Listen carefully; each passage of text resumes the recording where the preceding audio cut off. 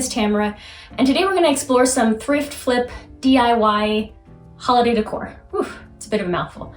I personally am not a fan of the whole mass marketed, everyone's got the same thing, you know, Target thing. I prefer something a little bit more unique.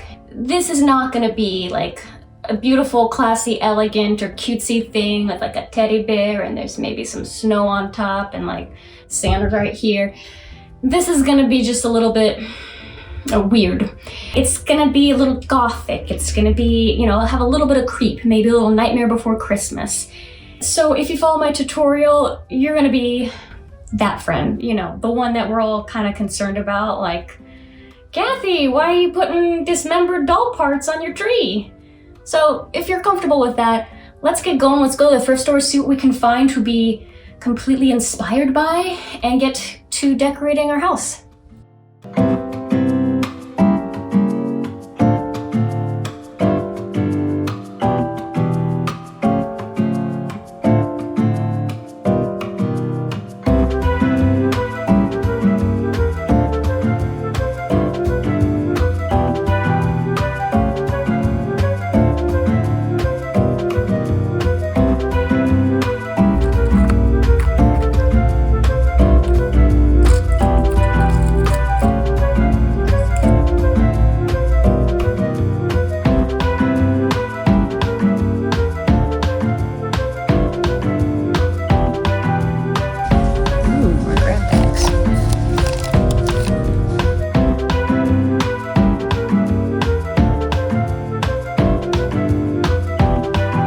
$6.32.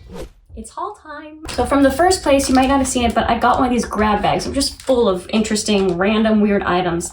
I'll show you what really attracted me to this bundle of random stuff, and that would be the doll parts. There's a lot of them. This bag had so many weird things. We've got doll number 1. He's really rosy and florid and looks like he's been drinking a lot. Then we get this uber creepy baby. I mean, the eyes alone. I don't know if you can see him looking into your soul, but it's creeping me out in the best sort of way. And here's the other thing I really love about them. They're missing, you know, I guess that's where the hair goes, but that's where a candle's gonna go. That's what I just immediately thought of. I mean, don't you often look at dolls and think, you'd make a great candle? There are 3 of those. And I kind of like that they're graduated heights too. Again, I think that it's nice to have different heights, so I feel like this is going to be like a nice array of candles. And they have some other assorted babies. Here's a doll hand. Here's an egg. I don't know what to do with that. Maybe one of these becomes an egghead. I don't know. Possibilities are endless. We got this guy. We've got, I don't know if you can see this. This is like is this an ox? We got a little horsey. We have the smallest Webster's dictionary ever. We got planes. I don't even have to lie, we literally have like trains. More babies. Shoelaces. Oh, this is very attractive. Look at this man. I don't know. He screams Victorian Christmas, don't you think? He'll be featured somehow. Do we need a pig? Maybe we do. Another articulated baby. That'll give you nightmares. So to complement all of those wonderful, inspiring pieces, I got a couple of other pieces that are just full-on Christmas. A little bit of tack, but you know, you don't need some tackiness. Like this little guy, this was only $1.50.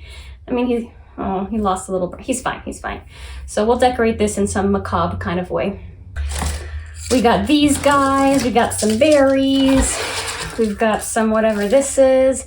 All of these were super cheap, like 50 cents to $1. You go into like a Michael's. These things, this is like $7. This is like $4. So this is why I always go to the thrift stores first. So all sorts of fun things. Look, I got an angel for maybe the top of the tree. I got these guys and these guys. I got some tinsel, I got some bows. I got a bag of whatnot.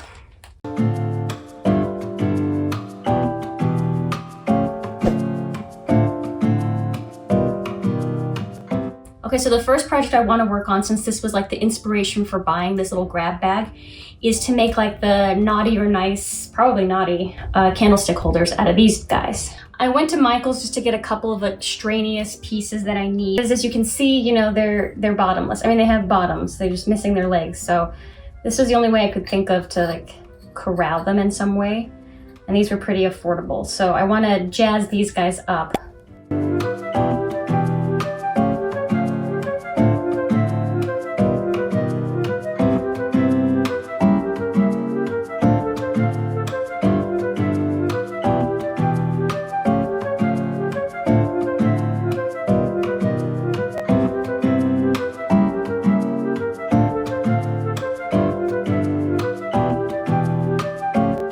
Okay, so while my little pots are drying, we have to deal with how to get a candle to fit in this, because every single one of these sad children have different amounts of scalp or missing.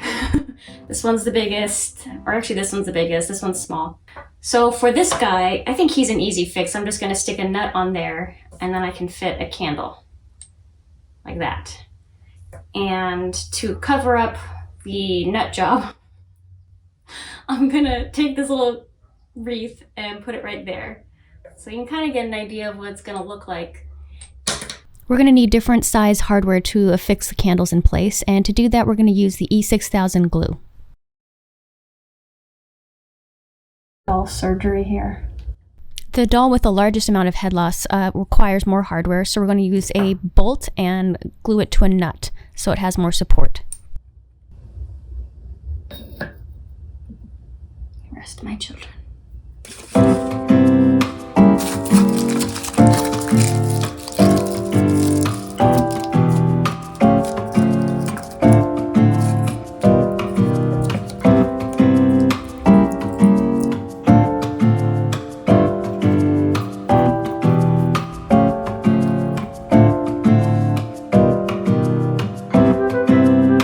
So the next DIY is going to focus on dearly departed, no name here, maybe Grandpop Pop something.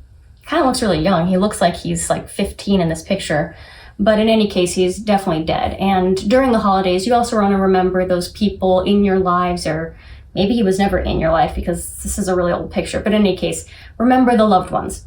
So I have a frame that I got from another thrift store. Put that in there, maybe paint something nice on the other side of that. And this frame thing will be a tribute for sure, but we also want this whole tree to sort of represent the things that were important to him.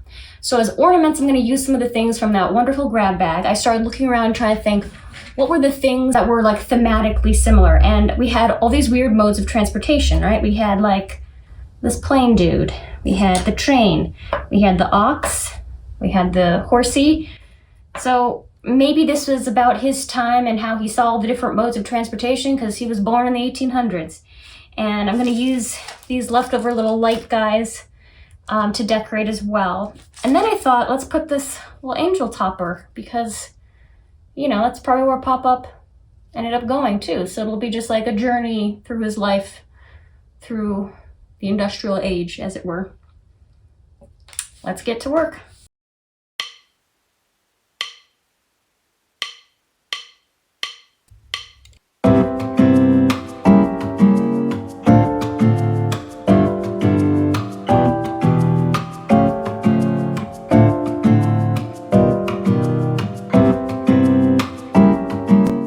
Because I can't find a good way to get this guy up there, he's kind of blocky on the bottom, I thought again to kind of go with the theme of weirdness and the modes of transportation leading to his death, ending with, you know, the angel.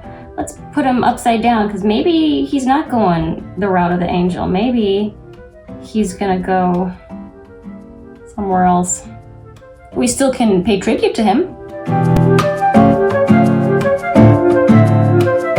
So I don't know if you guys are like me, but every fall as kind of like a token to, you know, the season, I get a couple of these really small, kind of cute little pumpkins, little cute pumpkins. And they're a lot sturdier than the ones that you actually cut open. But then, you know, fall is ending, winter is beginning, and I do nothing with these, and they're slowly rotting. Now the rotting part, kind of cool, right? Kind of going with our theme. So I thought I would take these and transform them to have like a fall transition into winter. So instead of using a vase, I thought we would use the pumpkin as a vessel to hold on to all these fun little pieces that I found at the thrift store. And this might be the only thing where the creepiness comes from like the actual rot of the pumpkin over time. So it's a very organic grossness, in which case you should maybe put like a plate or something underneath it so as it slowly declines, your furniture isn't stained.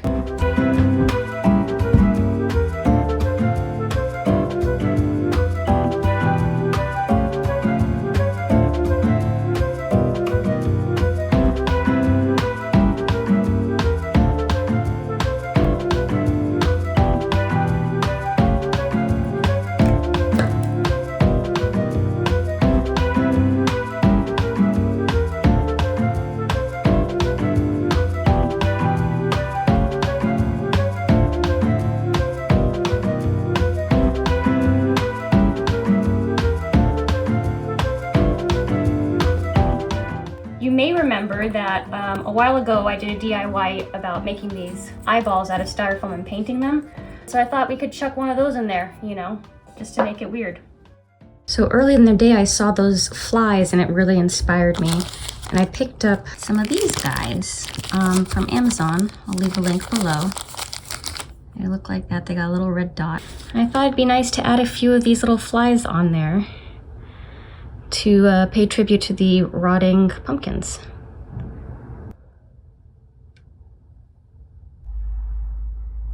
That is awesome. So my final DIY is this sort of build your own ornament, which I think is great as a final one because I'm just gonna shovel the rest of the junk that I didn't use in the other DIYs in here and call it a decoration.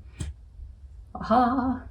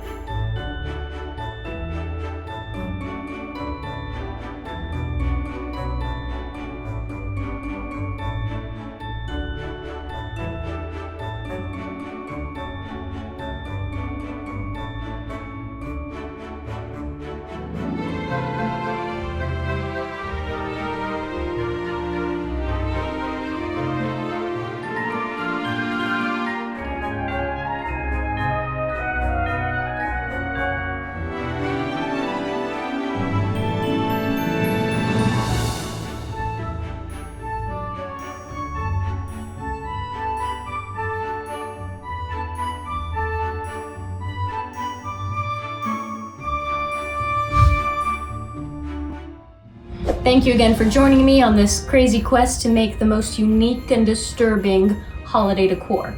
If you'd like some more videos that incorporate doll dismemberment or eyeballs, please check out these videos here or here. They're gonna be somewhere. Until next time, bye. You are so weird. I can't look at you too long. You're freaking me out.